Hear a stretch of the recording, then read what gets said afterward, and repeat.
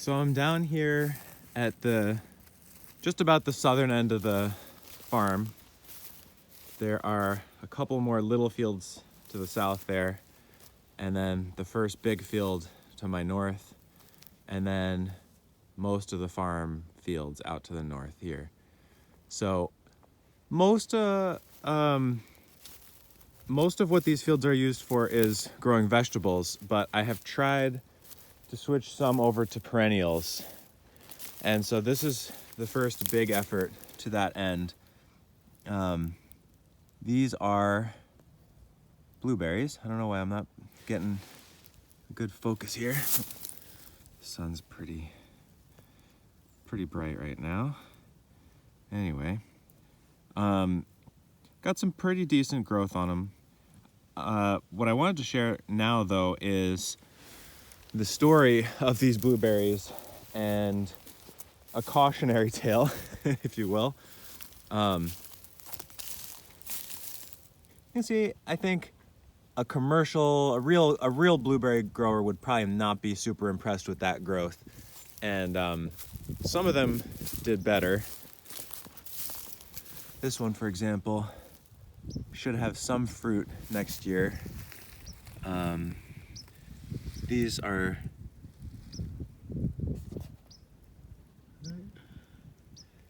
fruit buds there. Those should open up. Have a few flowers. Just a couple fruit on this plant next year. Anyway, these all just got moved, and I'm going to explain the original planting plan and why it didn't work and what had to change and why I still have some faith in it. This guy's got a nice shoot. That's the kind of growth you really want to see. Hopefully next year they'll all be looking like that. So before I get into the full explanation, I just wanted to show this plant, and one over right there. These are all the flower buds. That'll open up with anywhere from, I think, like 4 to 8 little flowers, maybe some more. And each one of these flower buds can grow into an entire cluster of blueberries.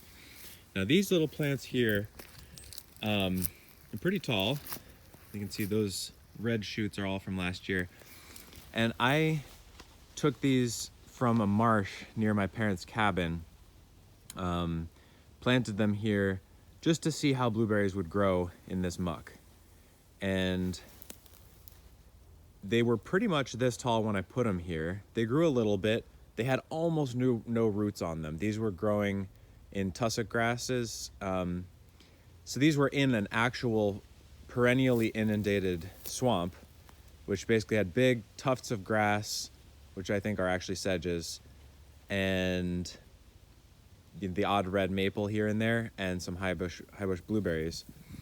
And because they were just sort of, each one of them was growing, the crown was on one of these grasses. When I got them out, there was almost no roots at all. So it was basically this huge top and an almost bare stem with like one scraggly root. So I didn't know if they would even survive, and they did. They produced some fruit this year, and I think next year they'll actually produce quite a little bit of fruit. So I pretty much just did that to see how they would grow here, just to test the water, so to speak, before committing.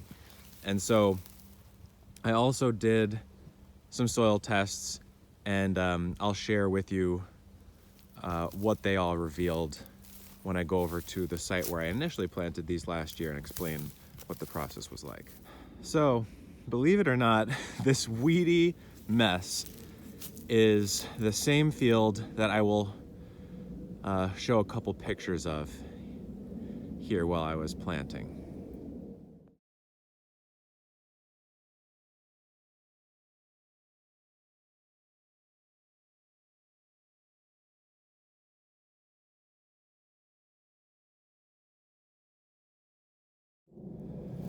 So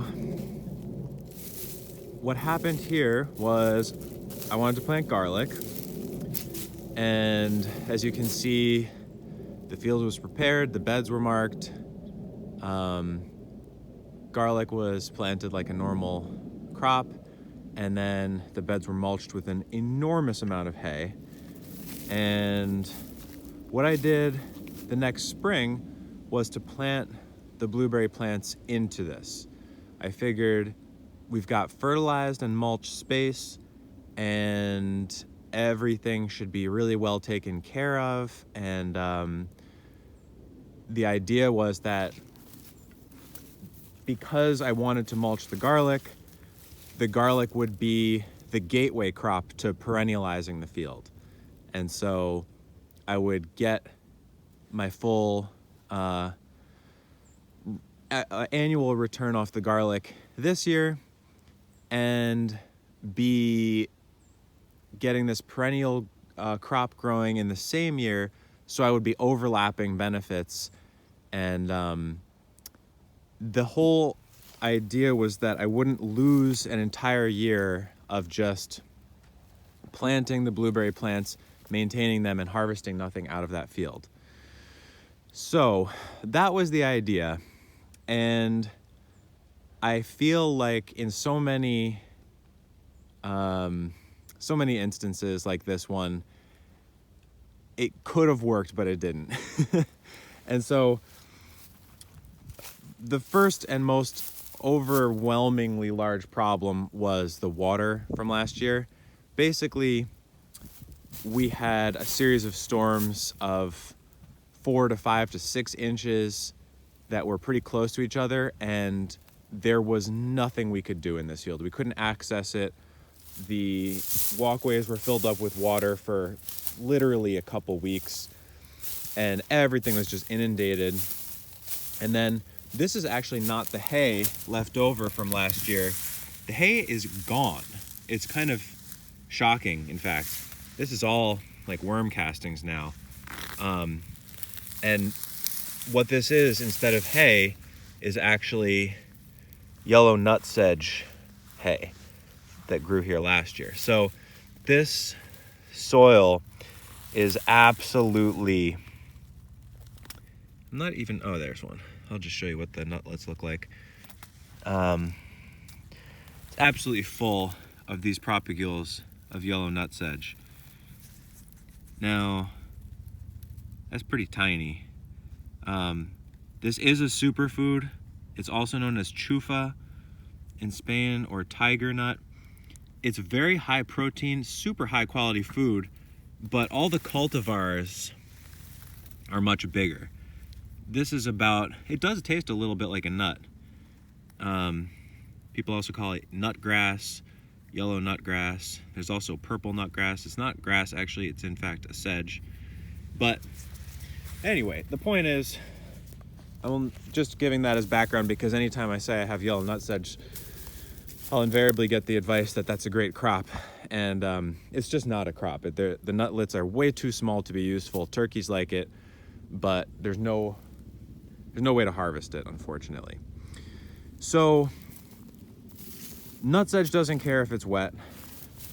Wow, look at that. It's just full of those little propagules. The nutsedge does really well when it's wet. It overwhelmed this whole field. We couldn't pull it out. You can't mulch it. It comes through as much mulch as garlic can. And then because it was flooded, the hay was moving around, and then when the flooding receded, there were some bare spots from which larger weeds grew, and we didn't have more mulch, and we just basically did a terrible job and couldn't handle it. So anyway, the field got very weedy. We had a really subpar garlic harvest. We should have harvested 1,600 pounds, and we harvested 800 pounds of garlic, which is still a lot of garlic, but 50% yield is not great. So anyway, I decided to move the blueberry plants, not only because of that, but also because we got a grant to put up another tunnel, and the requirement was that that tunnel be next to this one. And that's just how it is. So I decided to move the plants. It was sort of a pain in the butt, but it honestly didn't end up being that much much work. It took me a day to move those plants. So I guess what I wanted to say is that I still believe in this idea. And I think that a fully mulched garlic crop could absolutely be the way into perennializing a field, planting orchard spacing hazelnuts or blueberries or even trees, pears, peach, whatever you're trying to switch the field over to.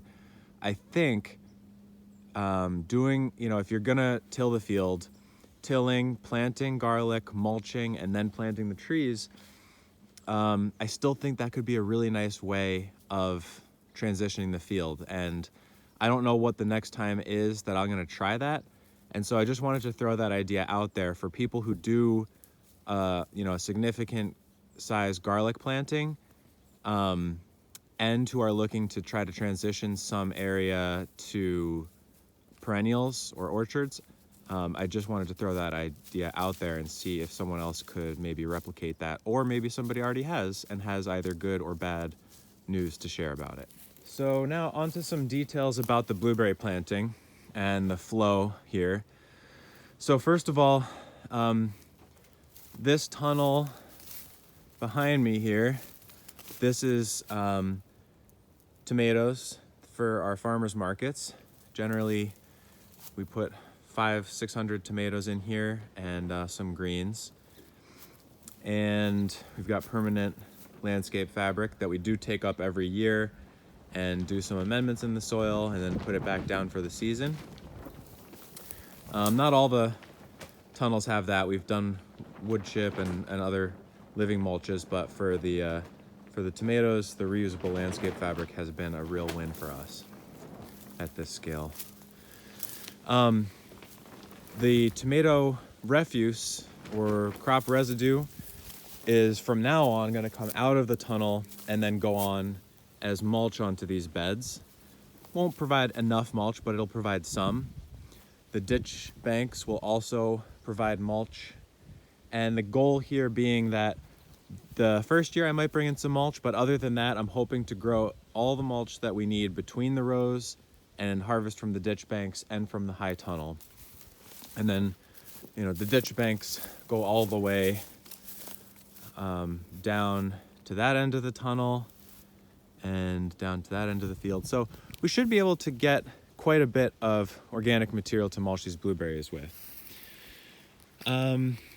This field has 100 blueberries, which is not an enormous planting, but it should certainly meet all of our family needs, and then hopefully get enough that, in a couple of years, we'll be harvesting enough that we'll take some to farmers markets. And I wanted to talk a little bit about the variety too. So this field is all one variety, and we're going to put all another variety in the next field over. And the overwhelming consideration for us is both size and quality, but also timing. So we have spotted winged Drosophila, which is a little fruit fly that it lays eggs into unripe fruit, as opposed to our native fruit fly, which lays eggs only into very ripe fruit.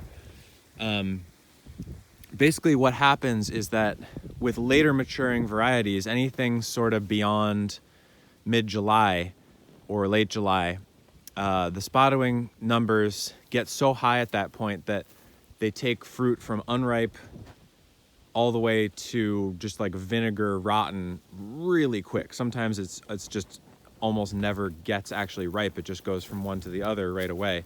So these are very early maturing variety.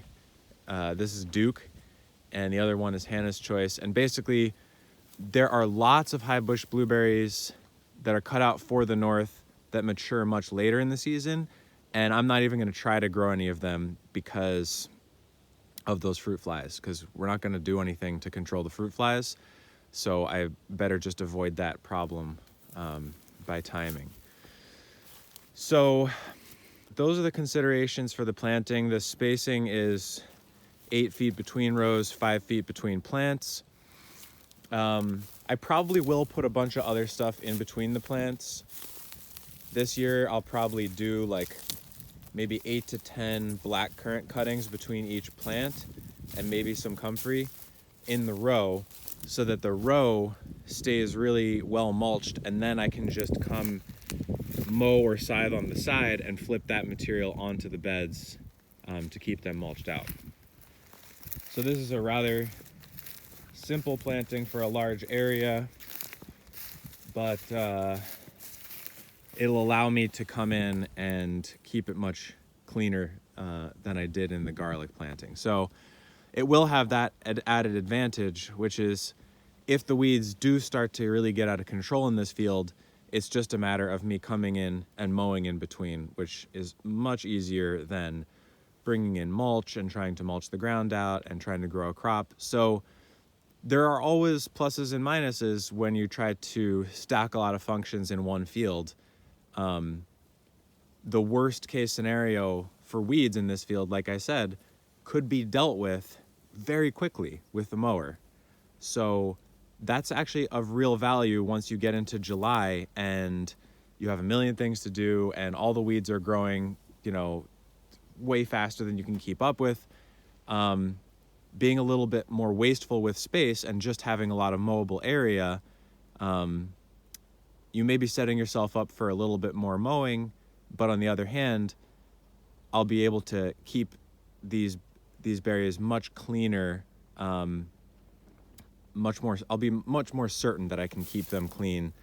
And, if the weeds grow over top of a little plant like this, that's the difference between it putting on, a really good, healthy amount of growth and putting on almost no growth at all. If this thing is getting shaded out the whole season by a huge ragweed or whatever, it's going to take an extra 3 years to get the planting up to a good size where you're really harvesting berries. So in that sense, it's much better for me to just space things a little bit more generously and be able to manage it a little bit easier.